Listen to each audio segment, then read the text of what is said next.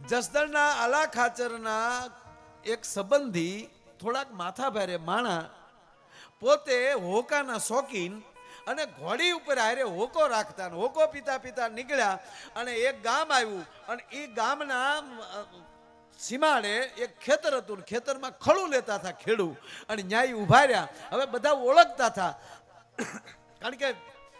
આલા ખાચર સાહેબના બહુ નજીકના સંબંધી હતા એટલે ઓલાએ સન્માન કર્યું પધારો બાપા અમારી વાડીએ તમે ક્યાંથી ખાટલા નાખી દીધા પાણી પાયું ચા પાય આને હોકો ભર્યો અને પછી કીધું બાપા હોકાનો દેતવો કરવો છે ને તે મને દેતવો પાડી ગયો ને એટલે ઓલા લોકો દેતવો પાડતા હતા ત્યારે એણે થોડુંક અજરડાઈથી કીધું કે નહીં તારે આ ખંપાળી છે ને એના દાતાનો કોલસો કરીને એ કોલસી હારી બને આ ખંપાળીના દાતાની કોલસી કરી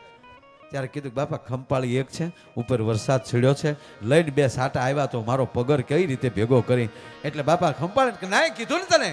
સાહેબ એ ખંપાળીના દાતાનો દેતવો કર્યો અને ઓકો પીને એ સંબંધી હાલતા થયા અને આયા વરસાદની હેલી મંડાણી અને આનો જે પગર હતો પાક્યો મોલ પાણીમાં પલ્લી ગયો ઘટના એવી ઘટી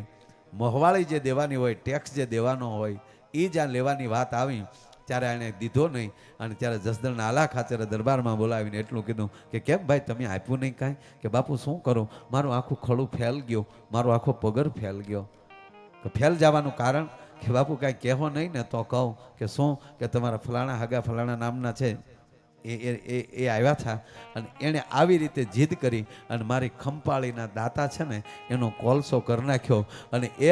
મારા આખા વરહની કમાણી એ ખંપાળીના દાતામાં ફડક દિન વહી ગઈ જો એ દેતવો ન કર્યો હોત ને મારી પાસે ખંપાળી હોત તો મેં પગર ભેગો કરી લીધો હોત પણ આને લીધે થયું એવું છે કે હા બોલાવો મારા સંબંધીને એને બોલાવ્યા કીધું કે આને ઓળખો છો હા ઓળખું છું એને એની વાડીએ ગયો તો ફલાણા ગામનો છે શું કર્યું તું ત્યાં તમને દાતા બહુ વાલા છે ને ખંપાળીને કે હા હવે ખંપાળી લાવો ખંપાળી લાવ્યા આના દાતા કાઢો એના દાતા કાઢ્યા અને કીધું કે બે દાતા એની બે કોણીઓની વચ્ચેથી હોપટ કાઢી નાખો અને બે દાતા એના ગોઠળની હોપટ બે દાતા એના જે હાંધા છે ત્યાંથી કાઢી નાખો જેથી કરીને જગતને ખબર પડે કે જસદણનો આલોક અચર હગોય જો ભૂલ કરતો હોય તો એને મૂકતો નથી સાહેબ આ પડઘો પડે ને ત્યારે એમ કહેવાય કે આ ડંકા વાગતા હોય છે